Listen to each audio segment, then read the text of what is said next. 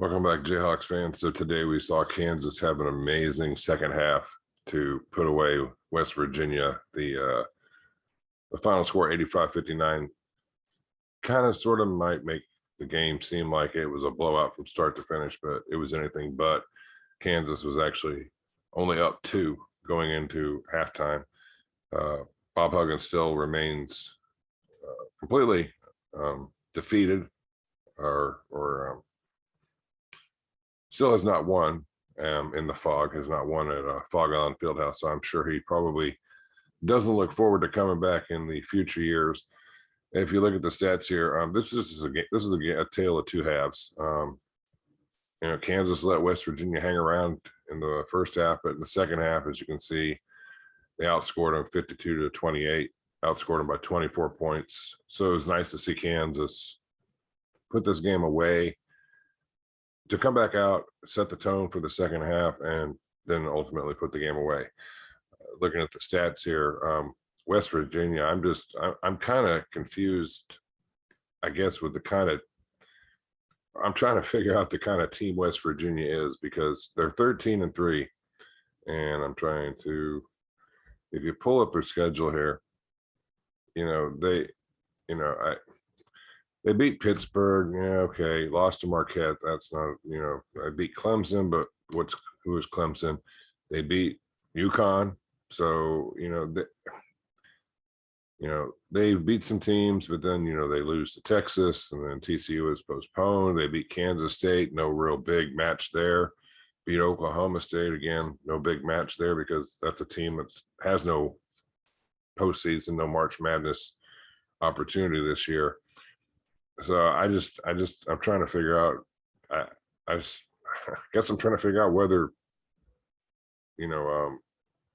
West Virginia is a decent team, an average team. I don't think they're a good team, and I think they're gonna have a hard time making it into the tournament unless they win the Big 12 tournament. I just don't see it happening. If you look at the stats today, West Virginia was just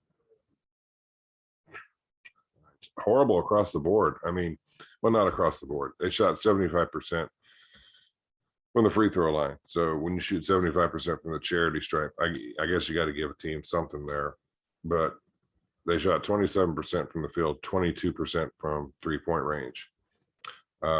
They had 38 rebounds, so, you look at that and you might say, well, that's kind of a good stat. But when Kansas has 47 rebounds, that stat's not really worth anything.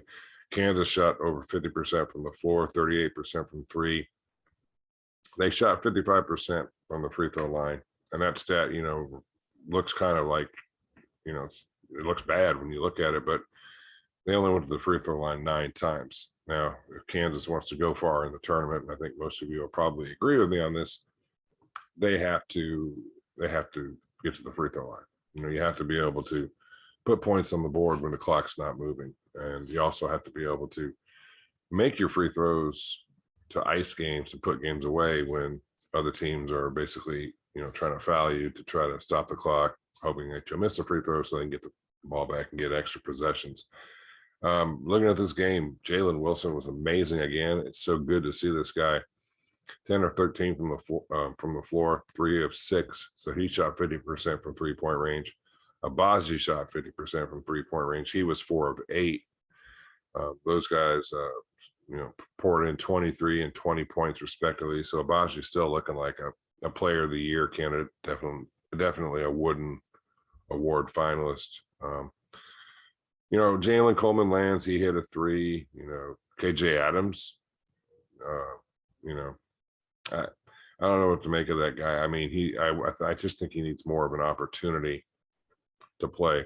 But Kansas went really, it looks like they went really deep here, but Tehan, he's a walk-on, and Jankovic, they're not really, players. I mean, they're players, but they're not major cogs in the whole KU machine. But Kansas takes care of business, 85-59 against West Virginia. And next up for Kansas, I believe, I don't want to misquote myself here. Yes, Oklahoma. I thought it was Oklahoma. I didn't want to confuse it with Kansas State. So Oklahoma, Tuesday night, 7 p.m. on ESPN. So it'll be an early game at Oklahoma on the road. So hopefully the Jayhawks will pull out another victory. Hopefully they can make themselves, get themselves prepared for the tournament, work out all the bugs now. It was good to hear the CBS crew that was calling the game, say that this is a team that, could make some serious noise in the tournament. And I think they still could do that, but they've got to tighten some things up. You got to be able to put two good halves together in the tournament when you're going against really good teams. West Virginia's not a really good team.